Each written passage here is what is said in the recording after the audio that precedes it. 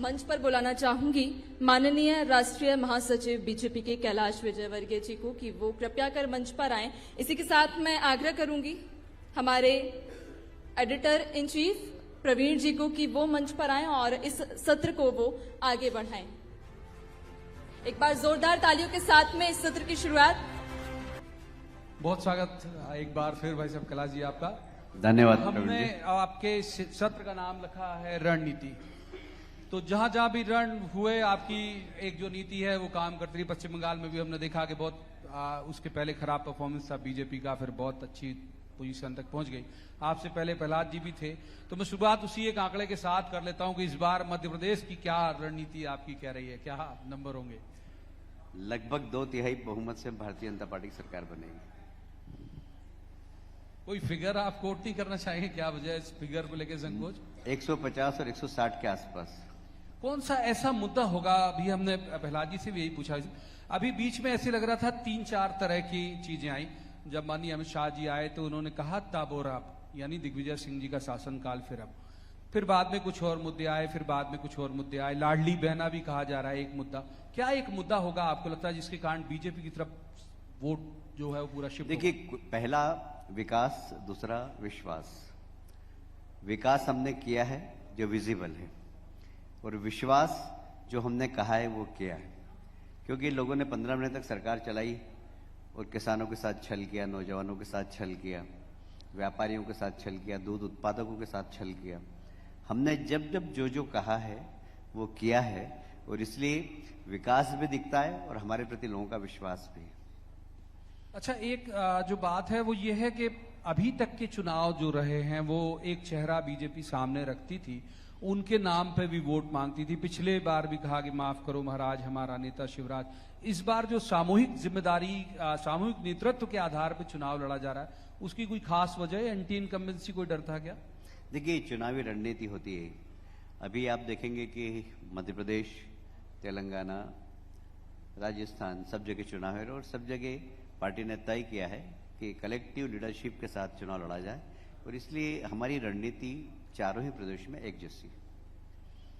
आपके बयान वैसे हमेशा बहुत ज्यादा सुर्खियां बटोरते हैं, चाहे आप कभी लड़कियों के पहनावे पे भी। आपने अभी कहा जब राहुल गांधी ने सिर में सूटकेस उठाया, आपने कहा कुली बन सकते हैं चाहे, लेकिन प्रधानमंत्री नहीं बन सकते। तो इतना तगड़ा आकलन कैसे हुआ फिर आपका? देखिए, ऐसा है कि ये मेरा अकेले का आकलन नहीं है। प्रधानमंत्री बनने के लिए जो योग्यता चाहिए, जो गहराई चाहिए, जो एक देश के प्रति प्रतिबद्धता चाहिए, वह राहुल जी में दिखाई नहीं देती है। मुझे कहते हुए बहुत अफसोस है कि एक बहुत बड़े राजनीतिक दल के नेता हैं वो, और विदेश में जाके सिर्फ एक ही काम करते हैं, देश की बुराई करना। भाई, आपके को मोदी जी से यदि व्यक्तिगत रूप से कुछ आपके मतभेद हैं तो मोदी जी की बुराई करिए, आप देश की बुराई करते हैं। मैं समझता हूं कि हमने हमेशा कहा है कि नेशन फर्स्ट, राष्ट्र पहले दल बाद में, और ये हमने कहानी करके भी बताया। आप तो बहुत वरिष्ठ पत्रकार हैं, आपको स्मरण होगा जब नरसिंह राव जी प्रधानमंत्री थे और यूएन में मानवाधिकार आयोग ने मुस्लिम राष्ट्रों ने शिकायत की थी कि जम्मू कश्मीर में मानवाधिकार का दुरुपयोग हो रहा है। एक समय ऐसी परिस्थिति आ गई थी कि उसमें वोटिंग की परिस्थिति थी। नरसिंह राव जी ने बुलाया अटल बिहारी वाजपेयी जी को और कहा कि आप इस प्रतिनिधिमंडल का नेतृत्व करिए। अरे बोले, मैं नेता प्रतिपक्ष हूं, मैं कैसे करूंगा? बोले, मैं कह रहा हूं आपसे। अटल बिहारी वाजपेयी, अडवाणी जी, अरुण जेटली जी, सुषमा जी, सब लोग बैठे और ये निर्णय किया कि नहीं, प्रधानमंत्री कह रहे हैं तो देश के लिए हमें जाना चाहिए। अटल बिहारी वाजपेयी गए और वहां पर भारत का पक्ष रखा, और बहुत ताकत से पक्ष रखा उन्होंने। आखिर मतदान नहीं हुआ और यूएन मान गया। जब बाहर आए तो विश्व के सारे पत्रकार उनके सामने खड़े हो गए कि माननीय अटल जी, पार्लियामेंट में तो आप पानी पी पी के गाली देते हैं और यहां पर आकर आप देश की तारीफ कर रहे हैं। अटल बिहारी वाजपेयी जी ने कहा था कि देखिए, मैं अपनी पार्टी का झंडा अपने कार्यालय पर रख के आया हूं, यहां देश का झंडा लेके आया हूं। तो ये देश के प्रति प्रतिबद्धता होती है, और इसलिए हम जो कहते हैं वो करते हैं। हमने कहा राष्ट्र फर्स्ट, दल बाद में, तो उसके उदाहरण एक नहीं अनेक दे सकता हूं मैं।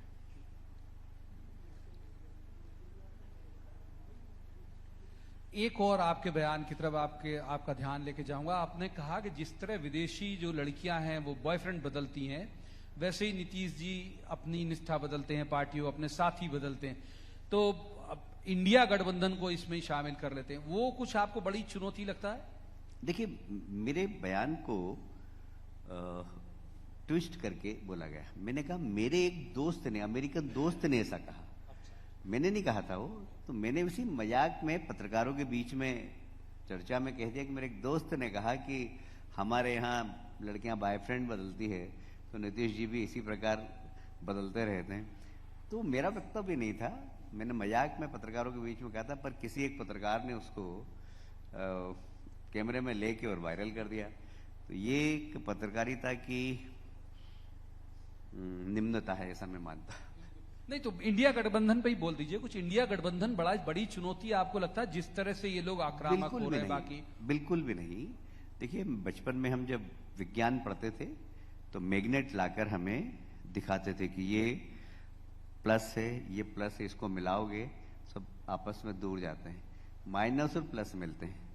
यहाँ तो सभी प्लस है, सभी प्रधानमंत्री को उम्मीदवार हैं। मैग्नेट में अगर मैग्नेट जुड़ता है तो प्लस प्लस रिपल्शन होता है, प्लस और माइनस जुड़ता है। यहाँ तो सब प्लस है, सब प्रधानमंत्री के उम्मीदवार है, तो कैसे एक साथ हो सकते हैं ये लोग? अच्छा, ये अक्सर ये देखा गया है कैलाश जी कि जब भी इलेक्शन नजदीक आते हैं तो बात डेवलपमेंट से शुरू होती है, मुद्दों से शुरू होती है, नई योजनाओं से शुरू होती है, फिर आते आते धर्म पे आ जाती है। सनातन इन दिनों स्टालिन के कारण ज्यादा चर्चा में है। आप लगता है इलेक्शन में वो भी प्रभाव डालेगा? देखिए, अभी मुझसे पहले प्रहलाद भाई ने एक बात कही थी कि इस देश की सनातन परंपरा की जड़ें बहुत गहरी है और इसीलिए हमारे यहाँ हूण आए, शक आए, मुगल आए, अंग्रेज आए, हमारी जड़ों को नहीं हिला सके। और लॉर्ड मैकाले ने अपनी शिक्षा पद्धति लाके हिलाने की कोशिश की, पर हमारा सौभाग्य है कि मोदी जी ने नई शिक्षा नीति लाके एक बार फिर से हमारी साख, हमारी जड़ों को और गहरा करने की कोशिश की है। पर जो घमंडिया गठबंधन है, इनके पास कोई एजेंडा नहीं है। ये बैठते हैं सीट शेयर करने के लिए, वहां पर झगड़ा हो जाता है, तो फिर इनका ही कोई एक व्यक्ति आकर सनातन धर्म को गाली देता है। अब स्टालिन के बेटे ने गाली दी। मैं सोच रहा था कि समझदार कोई कांग्रेसी इसके ऊपर अपनी टिप्पणी करेगा और इससे बचेगा, पर दुर्भाग्य खड़गे साहब के बेटे ने उनका समर्थन कर दिया। फिर उसके बाद तो जो धमाल हुई, उत्तर प्रदेश, बिहार के मंत्रियों ने जिस तरीके से, भूतपूर्व मंत्रियों ने और वर्तमान मंत्रियों ने जो बयान दिए, वो तो बहुत ही शर्मनाक है। तो भारतीय जनता पार्टी इसकी शुरुआत नहीं करती है, पर इस प्रकार की घटना होती है तो सबसे ज्यादा जवाबदारी से इसको गंभीरता से लेती है भारतीय जनता पार्टी, क्योंकि हमारा ऐसा मानना है कि इस देश की पहचान हमारी सनातन परंपरा है, हमारा धर्म है, हमारी संस्कृति है, और यह विश्व बंधुत्व का संदेश देती है। यदि दुनिया के अंदर शांति को स्थापित कर सकता है तो सिर्फ भारत कर सकता है, क्योंकि भारत के पास वो पुरानी परंपरा है, सनातन परंपरा है। हम हमेशा विश्व बंधुत्व की ही बात करते हैं, सर्वे भवन्तु सुखिनः सर्वे सन्तु निरामया की बात करते हैं। और ऐसा नहीं कि हम करते हैं, हमने करके भी दिखाया। कोरोना के टाइम पे हमारे पास इंजेक्शन आया, हमने करीब कम से कम 80-90 राष्ट्रों को निःशुल्क दिया। तो ये हमारी, सबसे पहले कहीं पर भी कोई प्राकृतिक आपदा आती है, आप खुद जानते हैं तुर्की हमारा बहुत विरोध करता हमेशा ही। अभी वहां पर प्राकृतिक आपदा ही सबसे पहला राष्ट्र जो सहायता करने पहुंचा था, भारत पहुंचा था। तो हमारा जो विश्व बंधुत्व का संदेश है, सिर्फ नारा नहीं है, हम जो कहते हैं वो करते हैं। अच्छा, कमलनाथ जी को हिंदू, किस तरह का हिंदू मानते हैं आप? कमलनाथ जी यदि आप हिंदू मानते हैं तो किस तरह के हिंदू हैं वो? ऐसा है कि रामचरितमानस में सुपर्णखा रावण की बहन है और राम जी को देख के मोहित हो गई, वो रूप बदल कर गई, और अंत क्या हुआ उसका? नाक कट गई। इसलिए बहुरूपीय को कोई भी बर्दाश्त नहीं करता है, और नहीं तो फिर जनता तो जनार्दन होती, राम भी जनार्दन है, जनता भी जनार्दन है, तो क्या परिणाम करेगी वो सामने आ जाएगा। इसलिए जो हैं आप वो रहिए, हमारा ये कहना, नकल करने की जरूरत नहीं। हम हैं, हम शुरू से कहते आए रामलला, हम आएंगे मंदिर वहीं बनाएंगे, मंदिर छाती ठोक के बनाया, बन रहा है। सरकारें चली गई, हमने उसकी चिंता नहीं की। हम पटवा जी के मंत्रिमंडल, पटवा जी जब प्रधान मुख्यमंत्री थे तो हम उनके विधायक थे। सरकार गई, दुख भी हुआ, 3 साल के अंदर ही हम सड़क पे आ गए। फिर हम चुनाव लड़े, फिर भी हमने वो नारा नहीं बदला, रामलला हम आएंगे, मंदिर वही बनाएंगे। आखिर मंदिर बनाया। देखिए, मैं बात के प्रारंभ में मैंने कहा था कि भारतीय जनता पार्टी विकास और विश्वास 2 के बल पर आगे बढ़ रही है। हमने नारा दिया था, एक देश में 2 निशान, 2 विधान, 2 प्रधान नहीं चलेंगे। कितने साल तक इंतजार किया? 53 का नारा था ये, और कब पूरा हुआ ये? तो हम हमारी जो आइडियोलॉजी है ना, हमने उसके साथ कॉम्प्रोमाइज नहीं किया। ये हमारी विश्वसनीयता है। आपने उन्हें एक तरह से बहुरूपिया हिंदू जैसा परिभाषित किया। वो एक बार उन्होंने एक बयान में कहा था कि मुझे कैलाश जी के से हिंदू वाली सर्टिफिकेट इसलिए नहीं चाहिए क्योंकि उनसे पहले मैं हनुमान मंदिर बनवा चुका हूं, वो कह रहे थे वहां छिंदवाड़ा में। नहीं, मैं कोई प्रमाण पत्र देने वाला व्यक्ति भी नहीं हूं। और मैं ऐसा कुछ, मुझे तो उनका वो वीडियो याद है जब वो मुस्लिमों के साथ बैठे थे। कहेंगे तो मैं आपके पास भी भेज सकता हूँ। वो ये कहते हैं कि मुझे हिंदू वोट पर विश्वास नहीं, पर हाँ ये बात है कि आप लोग 90% वोट मुझे दोगे। अब जो व्यक्ति इस प्रकार की बात 2018 के इलेक्शन के वक्त वायरल हुआ था जी, 2018 के चुनाव इलेक्शन के वक्त वायरल हुआ था, बिल्कुल। तो हम लोग ऐसा काम नहीं करते कि हमें इस पे विश्वास नहीं, हमें विश्वास नहीं। हम तो मुस्लिम भाई पे विश्वास करते हैं कि भाई हमारा नारा है सबका साथ, सबका विश्वास। अब ठीक है, सरकार की जितनी योजनाओं का लाभ है हमने सबको दिया। रामलाल को मकान दिया तो रमजान भाई को भी दिया है। हमारी लाडली योजना है, अगर राम प्यारे भाई को मिला है तो रमजान भी को भी मिला है, लाडली बहना का लाभ। हमने कभी अलग अलग नहीं किया।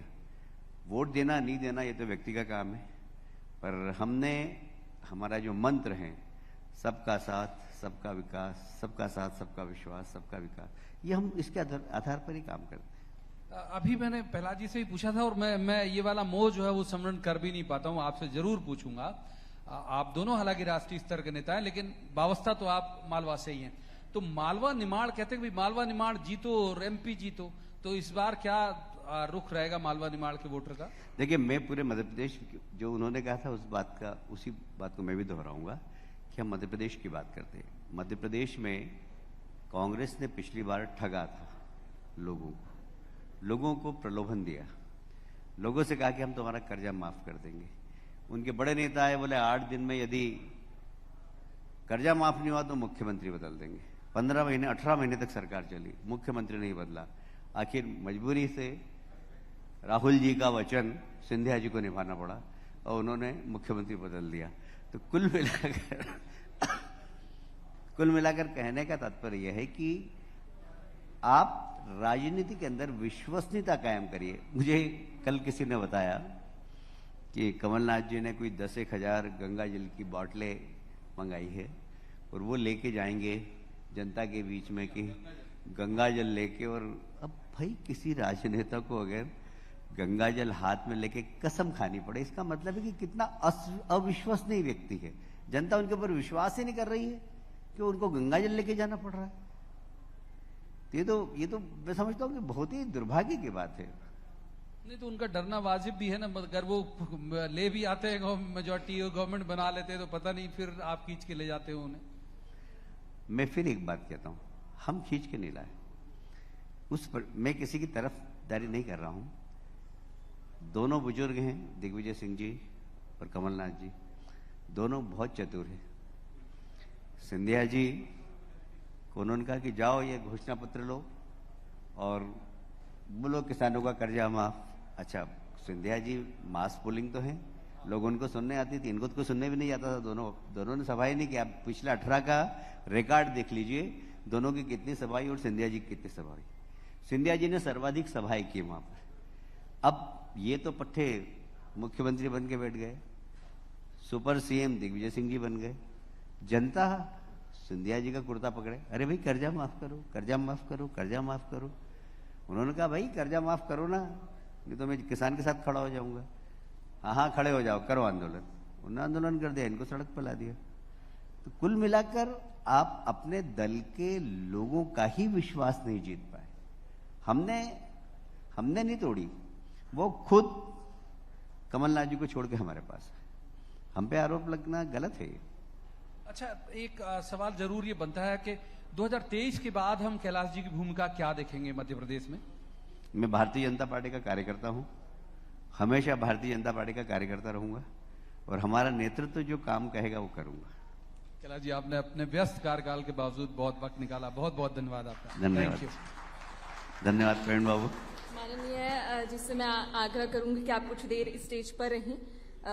माननीय कैलाश विजयवर्गीय जी से मैं आग्रह करूंगी कि आप कुछ देर स्टेज पर रहें। और इसी बीच मैं बुलाना चाहूंगी डॉक्टर सुबोध वाणिज्य जी को, अरुण कुमार पांडे जी को, वेद प्रकाश शर्मा जी को और मदर चॉइस घी हर माँ की पहली पसंद ग्रुप से मैनेजिंग डायरेक्टर श्री नरेंद्र अग्रवाल जी को, लजीज हकीम से 3rd generation chef Mohammad Hussain ji को और एज लर्निंग से श्री अमन प्रसाद फाउंडर और अक्षता गुप्ता, आप सभी प्लीज मंच पर आएं। और मैं आग्रह करूंगी हमारे माननीय कैलाश विजयवर्गीय जी से कि आप हमारे मेहमानों को स्मृति भेंट चिन्ह करें।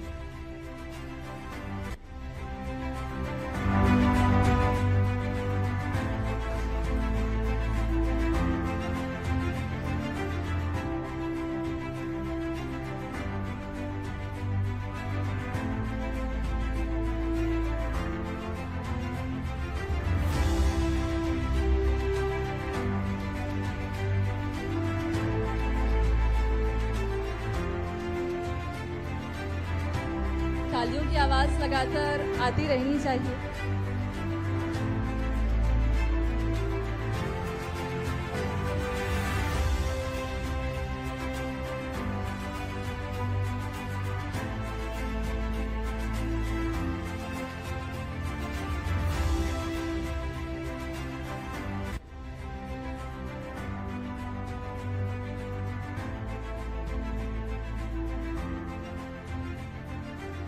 माननीय कैलाश विजयवर्गीय जी, मैं आपका थोड़ा और वक्त लेना चाहूंगी।